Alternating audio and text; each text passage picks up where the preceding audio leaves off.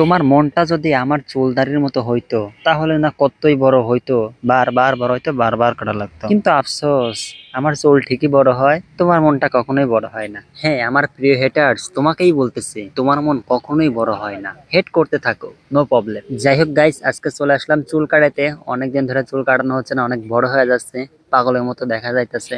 আসলে পাগলের মতো বানানোর কিছু রিজন ছিল, একটা ভিডিও শুট ছিল, সেজন্য চুল অনেক বড় করছিলাম। কিন্তু আনফরচুনেটলি আমার শুটটা করা হয়নি। তবে ইনশাল্লাহ নেক্সট ওই শুটটা করব, কারণ শুটের প্ল্যান গুলো করা হয়নি, সেজন্য ক্যান্সেল করে শেষমেশ আমি চুল দাড়ি কেটেই ফেললাম। কারণ এই চুলের জন্য বাসায় অনেক গালি শুনতে হয়েছে, শেষমেশ আর কোনো উপায় না পেয়ে চুল কেটেই ফেললাম। তো গাইস, আমার চুল কাটানো কেমন হয়েছে অবশ্যই কমেন্ট সেকশনে জানাই দিয়ে যাবেন। আর হ্যাঁ, আমার কিন্তু প্রথম শর্ট ফিল্ম আমার পেজে আপলোড হয়ে গেছে, যারা এখনো দেখেননি দ্রুত গিয়ে দেখে আসবেন। প্রথম শর্ট ফিল্মে যে পরিমাণ ভালোবাসা পাইতেছে, যে পরিমাণ রেসপন্স পাইতেছে, সত্যি আমি অবাক হয়ে যাইতেছি। যাই হোক, সাপোর্ট পাইলে আরো ভালো কিছু দিতে পারবো ইনশাল্লাহ। শর্ট ফিল্ম গুলো দেখতে পারবেন রাকিব মল্লিক ফিল্মস নামে একটা ফেসবুক পেজে। পেজের লিংক আমার কমেন্ট বক্সে দেওয়া থাকবে, চাইলে দেখে আসতে পারেন।